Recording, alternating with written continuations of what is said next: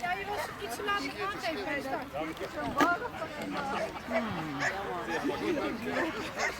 En dan denk ik, Kijk, die vindt het wel zoals ik gedacht had. Ik had er niet zo moeten doen. Ik